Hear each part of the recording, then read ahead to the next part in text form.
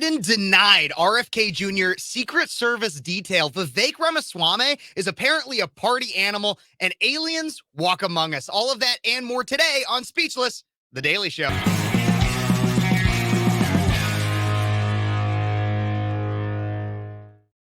Hey, everybody, and welcome back to Speechless, The Daily Show. I'm your host, Phares, 22-year-old conservative college student out of Central Illinois. Thank you so much for joining me. A lot to cover today, but it is a fun Friday episode. Yes, we're doing this now. It's a fun Friday episode. So I got a guest, but I do want to remind everybody, please don't forget to like, subscribe, and share.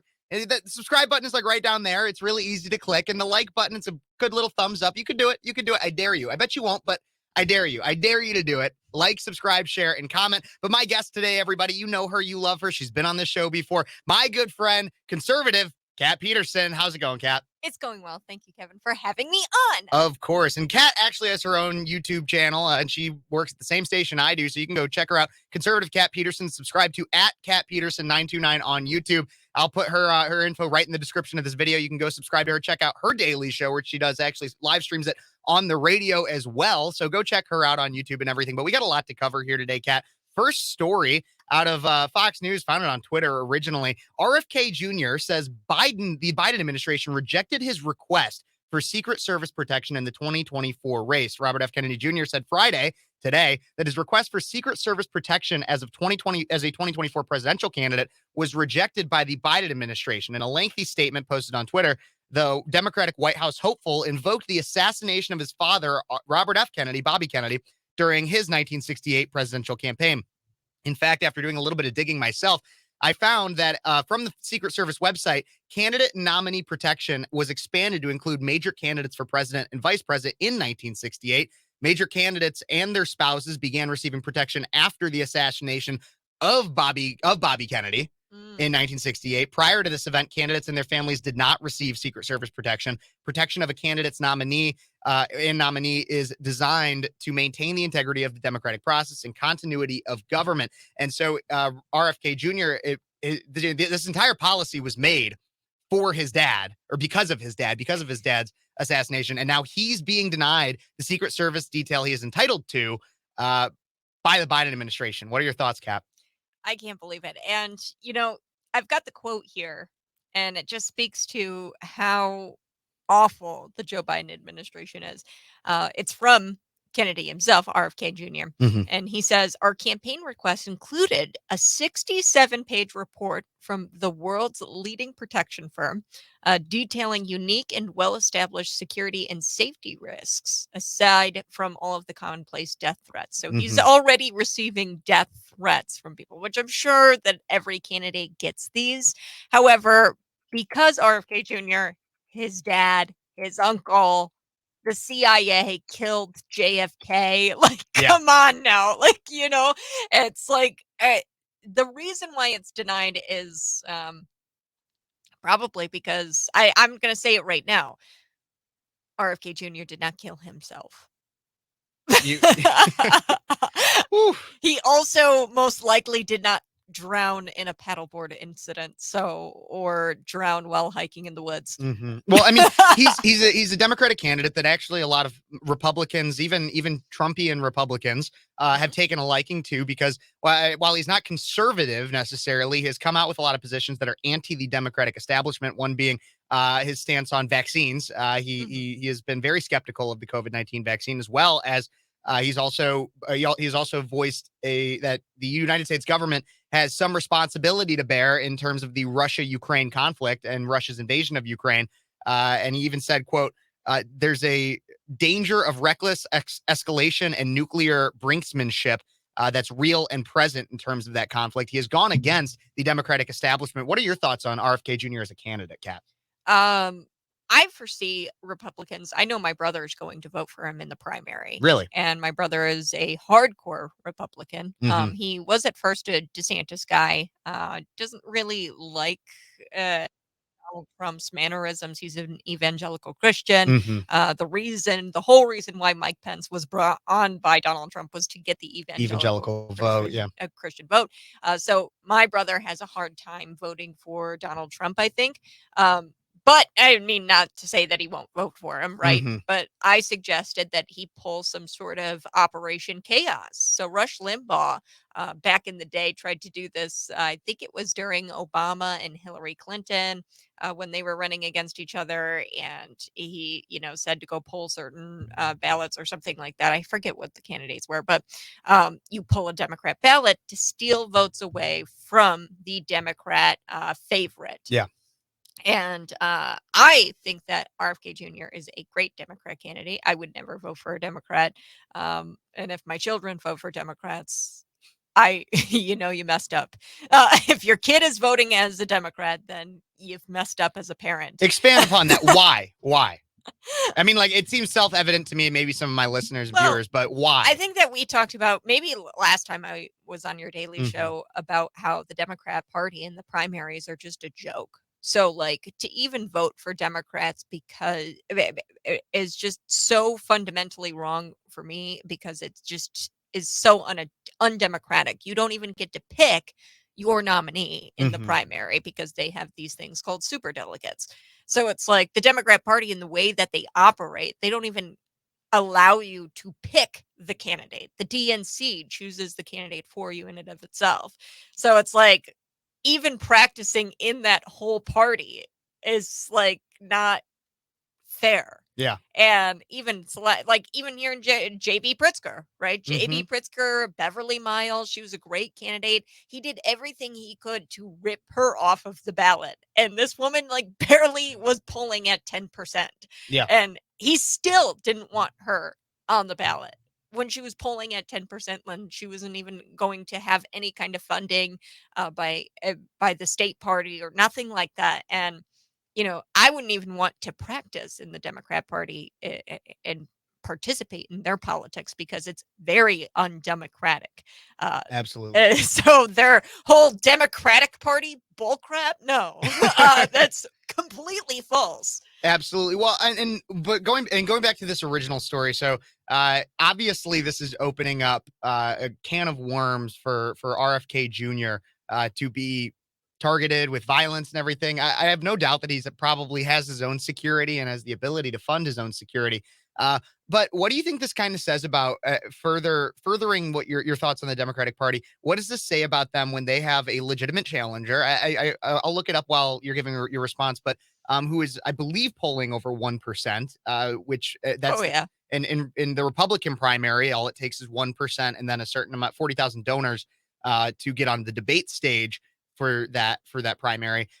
What does it say about the Democrats' operations that they obviously do not see RFK as a legitimate candidate when he is polling at let me look that up real quick. But what do you think it says? I think he's about more the Democrat like Party? 60-30.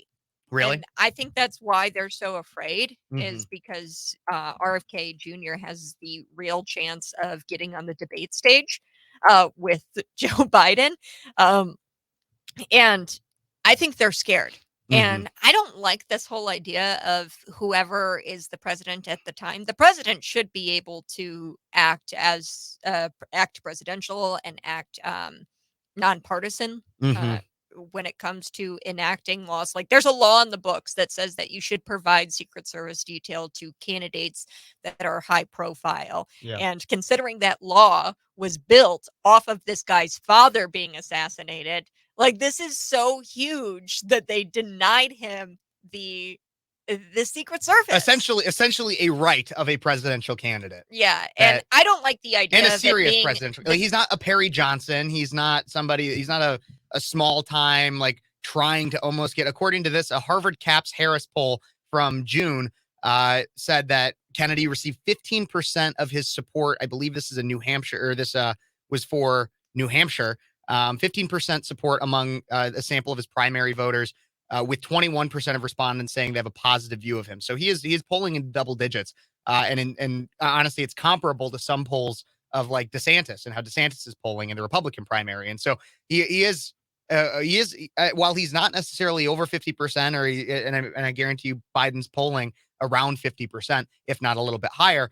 He is a serious contender. I mean, he's somebody to take more seriously than serious contender. I want to be sure that people understand that there is in no way that RFK Jr. becomes the primary.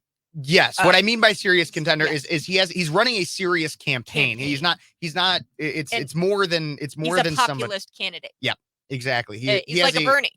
Yeah, he is. He's a candidate who, while it's more than unlikely that he'll actually receive the nomination, you're right. It's like a Bernie Sanders, where he has a significant following, and he is somebody to take seriously in American politics. Not necessarily that he's going to win the presidential election, but it's somebody that you could see come up in a cabinet position or as a vice presidential candidate in those kinds of areas. And so he's somebody that to deny him Secret Service detail is absurd and out of character for how our American politics usually work. Not that there is a traditional character of how American politics usually work nowadays, but it's just insane. It's absolutely insane because it's well. And here's my thing, and I, at the risk of sounding conspiratorial, we still don't have those documents surrounding the JFK assassination and how the CIA was behind it. Are they protecting the current CIA agency because all those people who were involved with the assassination, they're all dead. So that tells me that they're protecting the bureaucracy of the CIA, the actual bureaucracy of it all. Yep. And here's my like, would the CIA do it again? And like that like the only thing that I could see is why they would deny that is possibly Joe Biden wouldn't mind, or the Biden administration wouldn't mind if the CIA did it again. They won't release the documents. This is the same administration that won't release the documents about the assassination on JFK. And this is the same administration denying Secret Service of RFK. Well, and even going for it, well, there's two things that I to build off this story and to kind of wrap it up a little bit. Is the first is I think honestly with the track records of the Kennedys, I mean both RFK Jr.'s uncle, former President JFK, was assassinated, as well as his own father, Bobby Kennedy. Both of them were assassinated. The entire reason for this rule is for of the Secret Service being extended to primary candidates is because of Bobby Kennedy Sr. Every Kennedy should have a Secret Service detail. That's the way I see it. I mean, two people the from Kennedy's the family. Dogs. I mean, like if you've got pets, they should be like protected. All of them at that point. And then the second thing I'd have to say is that it's another example of the Biden administration committing election interference. I mean, we see it with Trump's indictments and everything. Their administration and how they are enabling our justice system and now even our Secret Service to basically work for the president in terms of they're electioneering for him. Our justice system and the Secret Service are electioneering for Joe Biden, and that's simply the way it is. And is it emblematic of a banana republic or a Marxist nation? I mean, Bongino basically says it right now. We live in a communist state. We are living under communism, and I'm not going to be the one that hardcore says that. But let me know what you think in the comments. Are we living in a communist state right now, or is America still something we can save? Let's see what you guys. I think we can still save it, but we could still be in a communist nation right now. Everybody, let me know in the comments what you think about that. Don't forget to like, subscribe, and share. But we got more stories to cover. Apparently, Vivek Ramaswamy is a party animal. Have you heard this one, Kat? Yes. Yes, you have. Well, I'm going to pull this video up on screen. This is a video, I believe, from back when Vivek was in college. Kat actually pointed me out to it. And it's Vivek Ramaswamy performing Eminem's Lose Yourself. And I think he's trying out for something. I just think it's really funny. Everybody, let's take a look and a listen. If you had one shot, one opportunity, you better lose yourself in the music the moment you own it. You better never let it go. And get one shot, do not miss your chance to blow. This opportunity comes once in a lifetime. You better lose yourself in the music the moment you own it. You better never let it go. You only get one shot, do not miss your chance to blow. This opportunity comes once in a lifetime.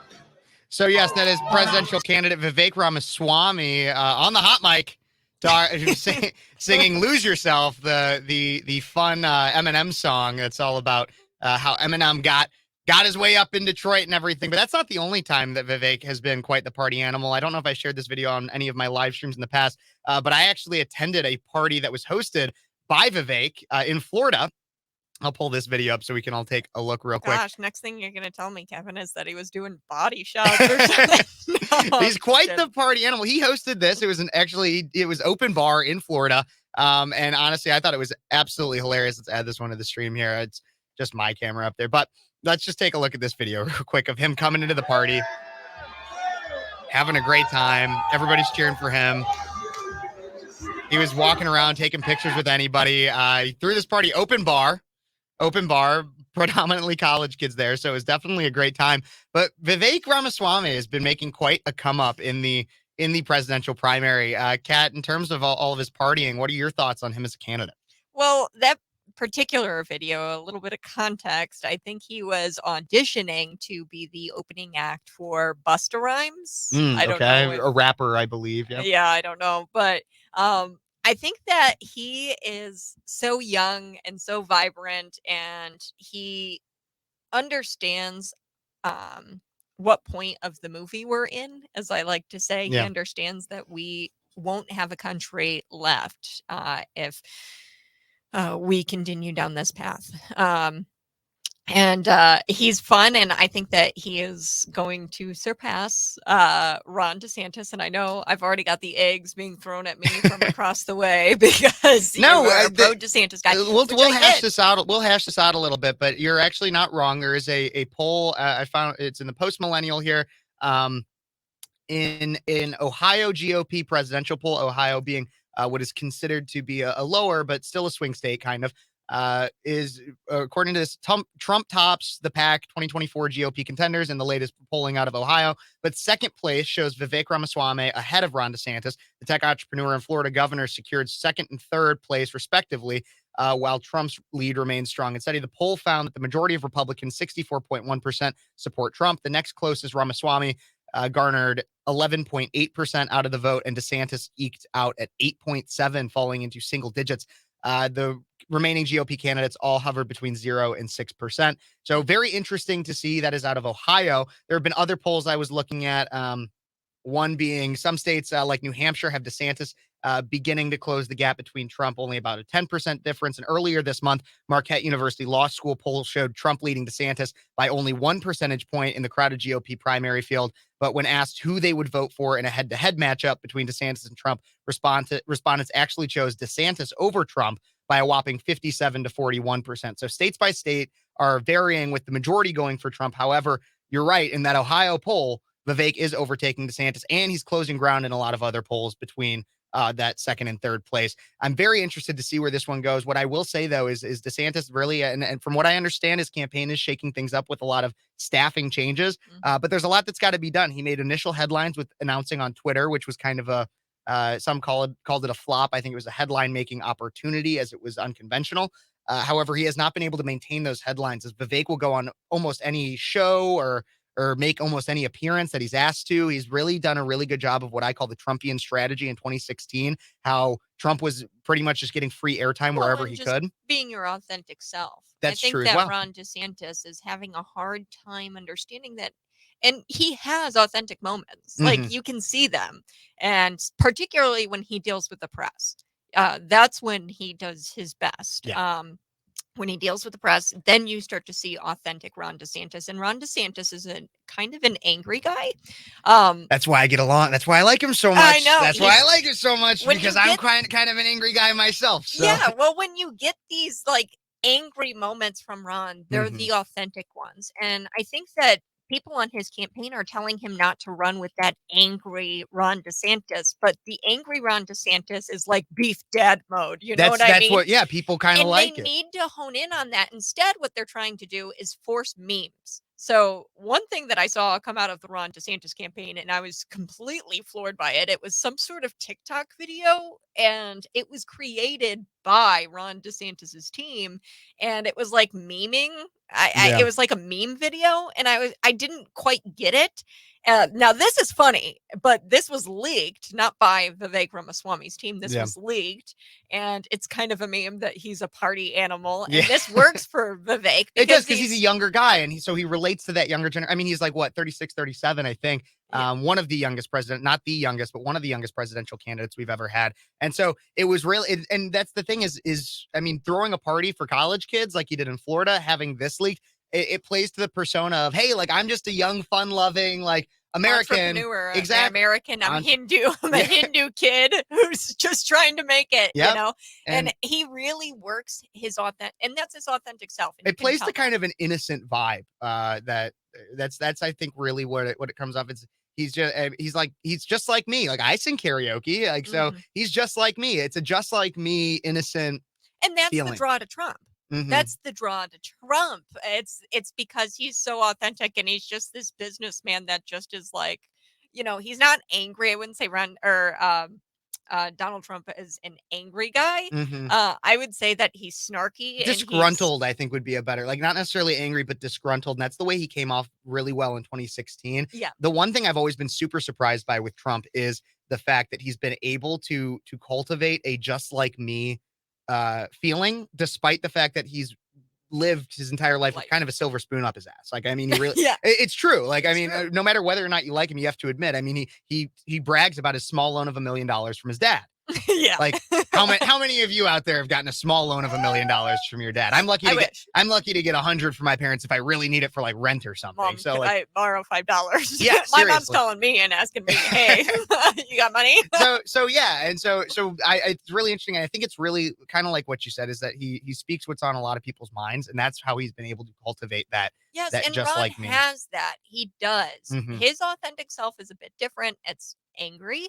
And he's the angry dad, and they don't want to show that for some odd reason. I don't think that that's going to hurt him. But it comes out, it does come out though, when he's given the opportunity to, especially like you were talking about earlier, when it comes to the media. I covered yesterday on this, on my show, about how there's this whole Florida legislation regarding slavery and how to teach slavery in the classroom. And a lot of lefties, including, and actually Byron Donalds, Republican congressman from Florida, came out against this, talking about how some slaves learned things while they were slaves that ended up benefiting them, like some learned literacy, how to read, others learned agriculture and everything like that. And while it's not excusing the sin of slavery, they did learn some things that helped them when they were freed. And Ron DeSantis was caught on a hot mic yesterday with reporters talking about this, and this just shows how well he was able to handle the media, and like you were saying, that angry dad, that relatable clapback at the media. Let's take a look at this. Were there beneficial aspects to slavery? That's not what the curriculum says. What do you think? What the it's not. And the curriculum is very clear. You have, I think it's like 200 plus pages of all kinds of stuff that you can't read that. Have you read it? So what's your opinion? Have you read it? I'm asking your opinion. But you haven't read it, so I'm just making that clear. That makes it very clear about the injustices of slavery in vivid detail. So anyone that actually read that and then listens to Kamala would know that she's lying. And that particular provision about the skills, that was in spite of slavery, not because of. The AP course has made that same point. Other courses have made that same point. Nobody said anything about that. And Dr. Allen and those people will say, look, this is what was used post-bellum when these folks were doing stuff. So that was very, very clear. And I would just say, people can read it, but they did a very good job on it. And there can be no confusion about where they would come down on that. So like you said, Kat, he was really good at handling the media there. And that's one thing that a lot of people have questioned about DeSantis. Obviously, there's certain funding questions that some people have, whatever. But one thing I have heard from a lot of Trump supporters as to why they would not support DeSantis, or why they have trouble supporting DeSantis, is because they worry that Trump is the only one that can handle the media as well he did, and that people coming after him and calling him a racist and everything. And I think this is a perfect example of how DeSantis, have you read it? Have you read it? Okay, I just want to let everybody know he hasn't read it. Like he hasn't read it. Exactly. It's a great clip and showing how he can handle that kind of scrutiny. And he's on the defensive, but in a good way, and that he can defend himself and defend the curriculum, the policy. And he does it in a very articulate way, saying, here is exactly what it says. I'll lay it out for you because you haven't read it. And he just, I think that's the way, and you're right. Put more of that DeSantis out there. that's his path to closing those gaps. And in it's the polls. okay if he's angry. We live in a time A lot of people are angry. where people are angry, and it's okay to have an angry DeSantis run. I say 100% hone in on the angry dad with his hands on his hips. Yeah. Lean into it. Yelling at the reporter. I think that is authentic Ron DeSantis, and they are just trying to force him into some sort of like, I don't know, like meme, I guess. I don't know. Like there are literal memes that they have tried to force about Ron DeSantis. And I'm just like, why? Yeah. Just stop. Like he's not a funny guy. He's just not. I just don't think that I think he can be unintentionally funny like that. Yeah. Like when he was like, have you read it? Have you read it? Like that anger is kind of like it's a chuckle after that. the Like memes will come. Yep. The memes will come. don't force it, just let it happen. Absolutely. Yeah. And that bill is just absolutely ridiculous. And it's the same playbook as the don't say parental rights in education bill, as I like to say. The okay groomer bill is the okay groomer bill. Absolutely. Well, there's a lot of things that seem out of this world about what the left will try to do. But speaking of things that are out of this world, we got an absolutely interesting congressional hearing this last week. This week, Congress heard testimony regarding the existence of extraterrestrial life and unidentified flying objects. Those who testified were David Grush, an intelligence officer for 14 years in the United States Air Force. There was also Ryan Fobbs Graves, a former F-18 pilot with over a decade of service in the United States Navy, and David Fravor, a retired commander in the United States Navy who was also the commanding officer of Strike Fighter Squadron 41, the world famous Black Aces. So 3 people that have extensive knowledge of the military, its handlings, and flying objects. Some even say, one even said that we have aliens that are pretty much walking among us right now. I got to be honest, this is not my wheelhouse. And so I'm bringing on even another guest because I know he has differing opinions from Cat Petersen, my friend who's on his way back to Nevada right now. Josh Bender, how's it going? 3 of us. Oh, it's good. I know. 3 of us. It's gonna be, I like my title, Alien Believer. That's good. That's good. It's true. I mean, it's good. So lay out to me the story a little bit. I don't know that much about it. And so lay out what you know about it. I want to get Cat's thoughts because I know they differ, and I'm just going to kind of stay as the moderator of this one. Okay. Yeah. So all we know is, there was a congressional hearing about the existence of, as they call them, unidentified aerial phenomenon. That's their fun technical term for UFOs. And all it was 3 military people coming in and saying, here's what we've seen, here's what we know, and kind of blowing the whistle on the problems with reporting and why people don't come forward with this. And the big thing was, a lot of them said, well, we're in fear we're going to lose our jobs if we say something or we're trying to report it. So the big thing was, how do we consolidate efforts to report these phenomenon and share them, as well as what should the government be doing about it? And that was kind of overall what they said. And yeah, there were some bombshells and some people speaking about, we've recovered crafts and alien bodies or non-human biological bodies, as they said. So yeah, I mean, it was very interesting. I watched a good hour and a half of it live, and then I've been watching it here and there as I go. Absolutely. Okay, so this is going to be the great debate here because Kat, do you believe in aliens? No. No. No, I know. I'm so sorry. So That's okay. I get it.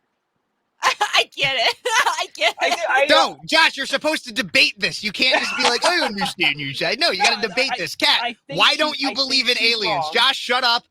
Kat, why don't you believe in aliens? So the reason why, and mine isn't really necessarily based in any kind of politics or congressional hearings or anything like that. It's actually kind of biblical. So for those of you listening, I'm an evangelical Christian. So I believe in the rapture of the church. The rapture of the church in Revelation, if you were to read it, what it tells you is that the church, those who profess Jesus Christ as their Lord and Savior, will be raptured for 7 years during the tribulation. And then after those 7 years of the tribulation is like, oh my gosh, everybody's dying, right? And the Antichrist comes to power. And then Jesus Christ comes back on a white stallion and knocks them all out. Those demons and the sinners of the world. So I believe in the rapture. And what happens is, and if you guys have ever watched the movie with Nicolas Cage, Left Behind, I highly recommend it. It's 2014. It's a good film. But what happens are all these Christians are gone for these 7 years, right? So what do? I mean, there's going to be airplanes flying. There's going to be Christians that just go, they just leave, And, right? Yeah, utter chaos. Complete chaos. And how do you explain something like that? So the enemy knows the Bible more than even the Christian. They know what happens, and they're preparing for the rapture in that they're trying to explain away how these Christians were taken away, and they're going to say it was alien abduction, and they're laying the groundwork to be able to come out and say, oh, well, all these Christians, because they can't say that it was because of the rapture, because then it would be true, like the Bible would be true, and then they couldn't say that the Bible is true and that the Christians were all raptured. They have to come up with something called the alien abduction. So I really do believe that there are evil demons afoot working through these people in order to lay the groundwork out to explain the rapture of the church. Okay, I want to get to Josh's thoughts on that, but first, before we get to that, I have to point out the alien in the room. Kat, you realize that to a lot of people that sounds absolutely crazy, right? But I believe it. That's fine. You have every heart. right to believe it, but I want you, but you know, right, that to some people you sound like a kook. Yeah. Okay. Oh, Okay. yeah. I just want to establish that. Yeah. No, evangelical Christians Are kooky.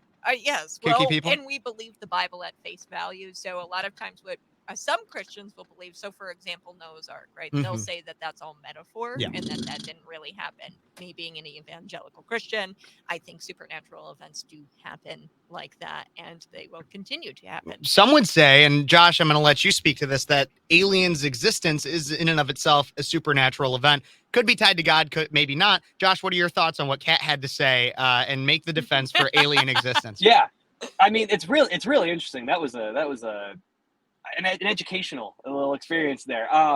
So I think the problem is none of these people have said that aliens are abducting people or they're going to come take people. In fact, most of them speak to their just kind of benevolence. They're just kind of here, like they're just experiencing us. I think the more thing is that us to them are just, we're like monkeys. Well, everyone, all of us, to them is just, we are so behind technologically that they're like, look at these. I mean, they're still fighting war. They're still like, they're using nuclear bombs against each other. Why wouldn't they harness this to make ways to travel? We're just so behind that they're almost, it's their live look at their own history that they're like, what are these things doing? And unfortunately, they run into us, and since let's be real here, humans are violent creatures, and we just want to kill everything that we don't like. So we see these things, and we're like, let's just get rid of them. Let's just shoot them down. Man, must be evil. When they're not actually evil. I don't think they're actually evil. In fact, I think they're curious. And I don't think they're going to abduct us. I don't think they want to come in and swoop us up. They want to just be like, well, let's just keep an eye on these things and and marvel as they advance through time. I think that's really what it is. Interesting. I have one question for you, Josh, regarding this a little bit more too. Is there's been some people that are coming out, and I personally I think it's a both can be true at the same time kind of thing. But there's some people that are coming out and saying that none of this alien stuff.